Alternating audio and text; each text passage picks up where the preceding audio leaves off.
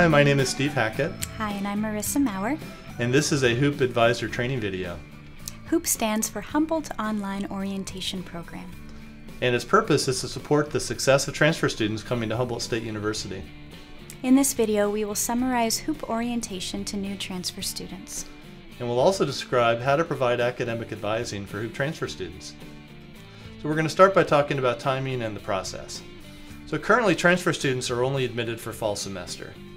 Please note that this video reflects the approach to HOOP in force as of June 2012, and that changes may have occurred since this video was made. You should contact the HOOP coordinator to find out about any new practices or approaches that have been made.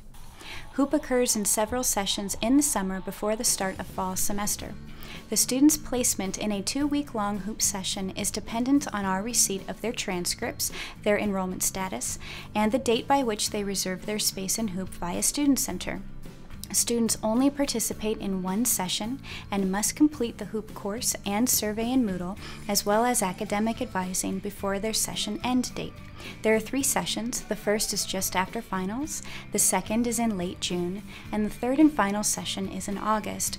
This session is necessary because we continue to admit students based upon receipt of final transcripts, which by necessity goes through mid-July. HOOP is designed so that students complete 2 required elements. The first is online orientation that Marissa is talking about, and the second is academic advising that I'll be talking about. Each has a hold that must be removed in order to progress through HOOP, but you only have to worry about the academic advising hold. The other hold, the must complete HOOP hold, is automatically removed by an IT process. Advisors should remove the advising hold once advising is complete, regardless of the HOOP hold status. So HOOP is set up based on the assumption that students first do the online orientation and then receive academic advising from you. You can start academic advising once you get your advisee name list and the DARs, but you should remind the students that they should complete orientation and have that hold released as soon as possible. And if you're doing proactive email contact with your advising group, this is an especially important reminder that should go in your email to students. We continue to have eager students who attempt to complete advising before the HOOP session even starts. Those students should be routed to the HOP office. Faculty advisors will come to notice that most students elect to use the advising template that we provide in HOOP, and it becomes obvious who has or has not completed the HOOP course. Your role in HOOP is academic advising. As in any other academic advising session, you're going to need to determine what the student needs, what they're prepared for, and what courses are available. You will need to communicate a suggested schedule with some alternatives, and you will need to remove their advising hold.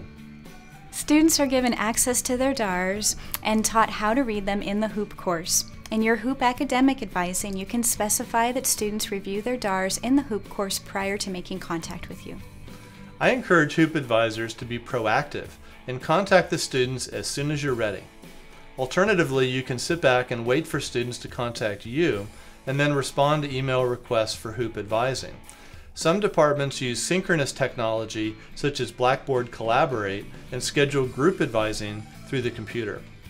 If you take the approach of responding to student email requests for HOOP advising, then the process can be strung out over a longer period of time as you wait for students to contact you. And students may get frustrated if they don't hear from you within a day or two because you went on vacation. Messaging to students about HOOP is clear. Their class registration depends upon the lifting of the 2 holds. Many students regularly check the class schedule and note that classes are filling with other HOOP students who received quicker advising.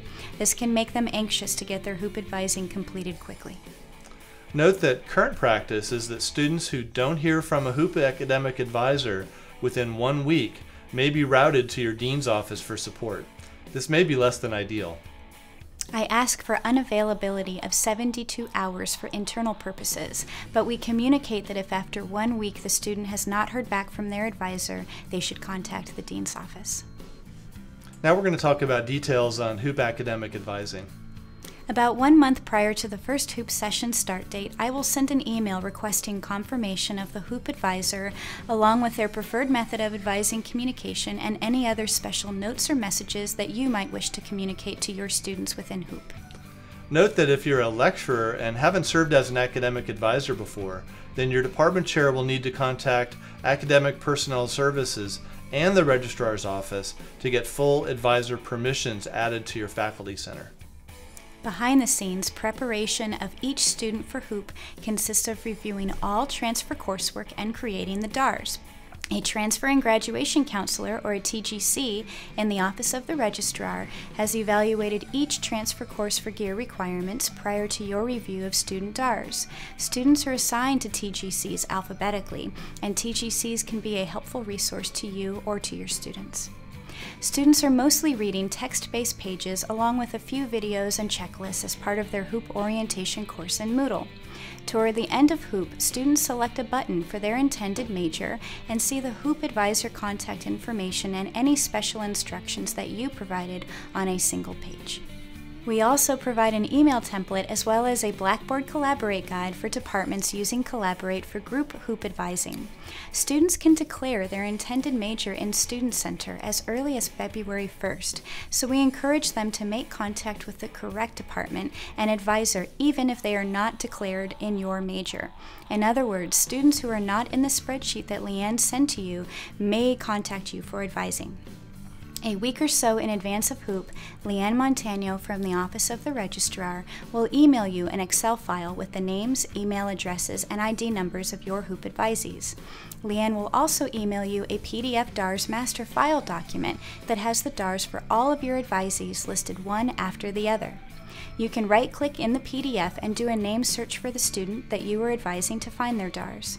She will also include a PDF guide on how to remove the hoop advising hold in Faculty Center. You have a number of options in terms of how you do your hoop advising. Large majors usually use email, and a few use Collaborate sessions for group advising. Small majors may use the above methods or may telephone each advisee. A typical email or telephone hoop advising session requires a little bit of preparation in advance, so you're going to want to get your computer set up. So you want to get Excel open and have the list of advisees open. You want to have your web browser set up, and if you use web-based email, have your email set up. You want to have the fall class schedule so you can see if there are any seats open in various courses that you're looking at. You want to have Faculty Center available. You want the HSU catalog to confirm prerequisites, and it's also helpful to have the department course rotation schedule. Your computer is going to need to have Adobe Acrobat Reader so that you can see the DARS master file with all the student DARS records on them. Select a student from your Excel list. Find their DARS in the DAR master file and determine the priority courses they should take. This will usually be lower division major requirements, prerequisites, or GE type classes. If their lower division is complete, then you will look at priority upper division major, prerequisites, or GE classes. If the student is transferring from an institution that doesn't have a full set of articulation agreements with Humboldt State, then the student may have completed courses that are substantially similar to major requirements, prerequisites, or even GE courses at Humboldt, but that don't show up as such. They will only show up in the list of transfer courses at the end of the student's DARS. If you see one or more of these unarticulated courses, then at an appropriate time, a major contract substitution or a petition to substitute for GE will need to be done. Some hoop advisors who are department chairs find it efficient to approve unarticulated major course substitutions during the hoop advising session. If you take this approach, then you might also want to start a major contract and advising file for that student with the approved substitutions indicated on the contract. If you don't take that approach, then approval of unarticulated substitutions may need to wait until the student gets her academic advisor. Your department may have a policy on how to handle these situations. Once you have identified priority courses, you should check and see what courses are available. In other words, what seats are available. You can do this using the online class schedule on the HSU website, which is updated several times daily. You are now ready to contact the student and propose a schedule.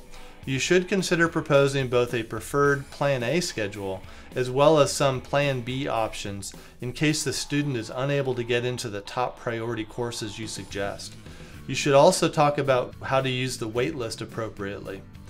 If critical courses quickly become full, then you should consider whether it's possible to expand seats in your department. You can now remove the student's advising hold on Faculty Center. This will involve cutting and pasting the student's ID from the Excel file into Faculty Center and following the usual steps for removing an advising hold. So now you get to check the student off your list. Keeping good records of who you advise is essential to not duplicating your efforts and confusing the student by contacting them twice or inadvertently skipping them. And one last message, you are likely to get follow-up communication from a number of students you advise who have additional questions or problems. So good luck with your hoop advising. I hope it goes well, and best wishes to you. Thank you.